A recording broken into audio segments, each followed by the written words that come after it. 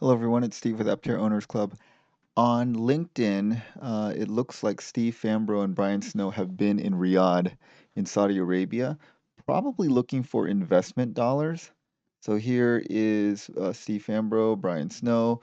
This is, I think, Blake Ryan. He is their VP of, he's Aptera's VP of Finance. And then if you look at Brian Snow's LinkedIn, there's some more pictures. Here they are with these gentlemen who obviously were their hosts. And here's a little Aptera, I guess a flyer. And we tried to translate some of this stuff, and it was difficult to translate. But basically, it's just a little flyer talking about what Aptera is. Super efficient, solar powered vehicle. And if you look at this, there's something called Vision 2030. And Vision 2030 is a project that the Saudi Arabian government, with a monarchy, so their king, um, well, actually their prince, who's the de facto leader, has kind of set up this vision, realizing that Saudi Arabia's economy is totally dependent on oil at this point, and oil is a finite resource. And while they're very wealthy now, at some point oil's going to run out and they need to diversify their economy. So it is a logical project where they're leveraging the money they have now to diversify their economy. And they're investing a lot of things. And one of the things they do it through is this thing called their public investment fund. This is one of the largest sovereign public investment funds in the world. They have $620 billion under management. And the things that they've invested in the things they've invested a lot in is they have a 5% stake in Uber. So they've invested $3.5 billion into Uber, a bunch of video game companies, and then a bunch of companies that we all know about: Boeing, Facebook, Citigroup, Bank of America, Berkshire Hathaway, BP, SoftBank. Um, and then they lost money in Uber. In WeWork, which turned out to be basically a scam in a way. Um, and the most related investment that they had was they have invested almost $3 billion into Lucid Motors. So anyway, the bottom line is this fund has a ton of money, and to them, $100 million, $50 million is just a drop in the bucket. It's nothing.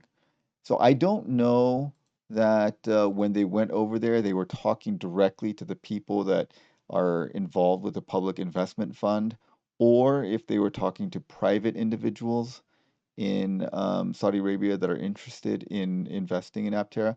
But clearly, they're over there looking for investment.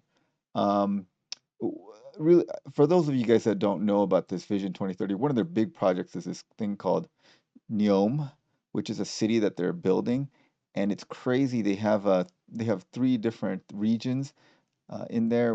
One of them is called, I don't know how to pronounce these, Trohena, an Oxagon. Trohena is like in the mountains, and they're gonna build this lake and these structures into the sides of the mountains. This is a floating city in the Red Sea. But the most impressive thing is this thing called they're calling the line. Um, it's fairly ridiculous. They um, are making this city. It sounds amazing, actually, but the scale of it is amazing or ridiculous, depending on how you look at it. They haven't started building this thing, but their idea is that they're going to make a city that is about as tall as the Eiffel Tower and packed in three-dimensional space and surrounded by mirrors to keep the heat out and to keep the microclimate inside the city comfortable.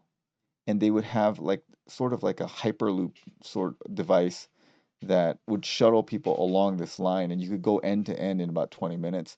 And there's all this public transit, and everything would be walkable within 5 minutes, and all kinds of crazy stuff. If they actually build this thing, it'll be amazing. Uh, it's probably the most ambitious urban project I've ever heard of.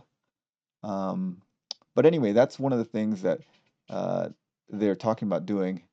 Of course, They've done some other things like they started this golf tournament called Live, and they offered Tiger Woods like $1 billion to play for them. He turned them down mainly because of all the human rights abuses that Saudi Arabia is known for, and most famously, they assassinated Jamal Khashoggi and dismembered him, and then like chemically dissolved his body in their consulate. He was a well-known dissident and very critical of the Crown Prince personally. And the CIA, as well as most major news organizations, concluded that it was a hit put out by the Crown Prince of Saudi Arabia. So, for these reasons, some people have been trying to distance themselves from Saudi Arabia, and a lot of companies don't have not looked to invest with them.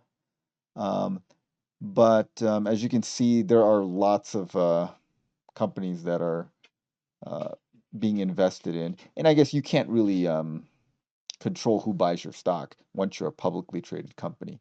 So, anyways, they are in Saudi Arabia and they're looking for investment. I do not know if they're looking for investments from a private individual or from the public investment uh, fund.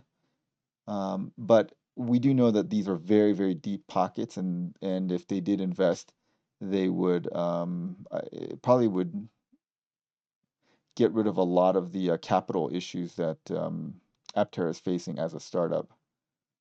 So we'll have to wait it out and see what comes of this. All right. Well, tell me what you guys think about this possible investment through Saudi Arabia into Aptera. Do you guys think it's a good idea, bad idea? Let me know in the comments. Thanks for watching. Thanks as always to our supporting members. Have a great day, everyone.